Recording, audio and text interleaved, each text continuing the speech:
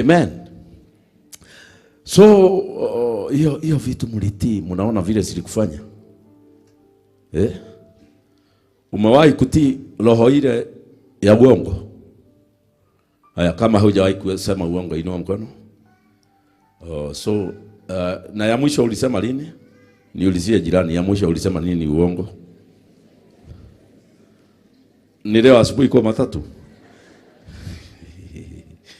Biblia inasema yule unatii whether is sin unto death or obedience unto righteousness, unakuwa sirifu yake.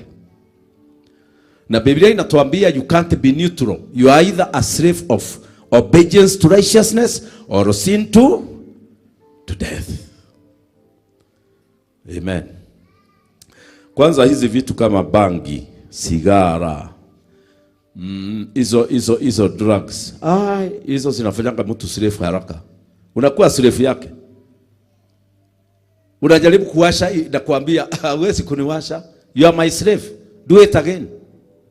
Tabia zingine kama za masturbation na nini zinakufanya slave yake. Ndio inakuita, inakuambia leo fanya vile, fanya tena. Hata kuna wakati inakuambia fanya times 3, uconfirm ya kwamba uko serious.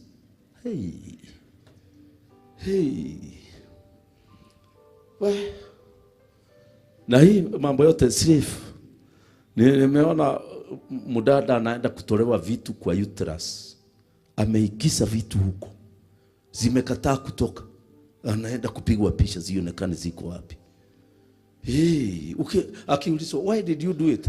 I don't know, that force is too strong. No.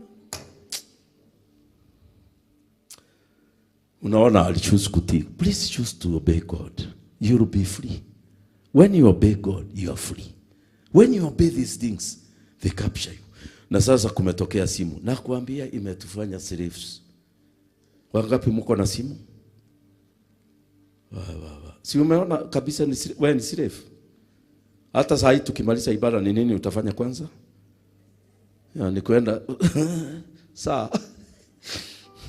Kwanza saa hii nikiwasha kuhubiri utaona kila mtu slave. Imetufanya maslaves mpaka tulienda siku moja, tulienda kule Ikulu ya Nairobi. Na of course hauruhusiwi kuingia na simu. Wakachukua simu zetu wakaweka mahali, wakatuambia tuingie. Tulipoingia niliona watu wakikaka wanafanya hivi. Nikaona wamama wanafungua kibetu wanaangalia. Niliwaambia excuse me, mnatafuta simu? Ndio alisema na kweli. They were all looking for phones na tumewacha. Unaona mtu anakaka kwa sababu ni slave. Anafikiria nimeiweka wapi? Umewahi kuona mtu amekuja town amesahau simu, vile anarudi nyumbani speed?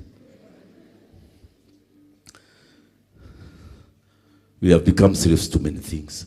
Lakini msiwe slave ya dhambi. Bwana Yesu asifiwe. Hii mwanaume unakubali kumpatia mwili wako, mkioana miaka 30, ni nini hamtafanya na hiyo mwili yenu? 30.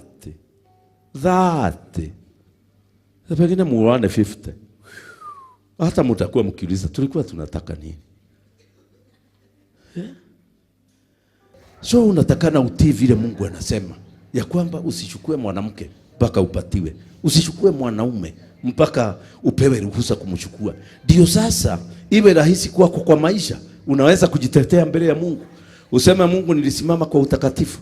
Lakini kama sasa kila mtu ukimuona unamwambia I'm available, I can even come to your house, shaitani sidwe.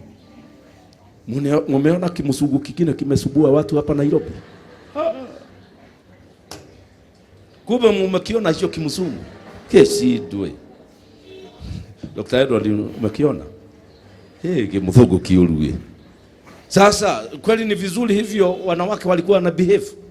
Kuambiwa tu please can you come to my house? Yes. Paka kimetuharibia sifa hapa Kenya, tunaonekana kama sisi wanawake wetu ni wajinga. Nimewasana na hiyo maneno. Bwana Yesu asifiwe. Sasa nitamaliza na kusema hivi. Who are we supposed to obey? Number 1, God.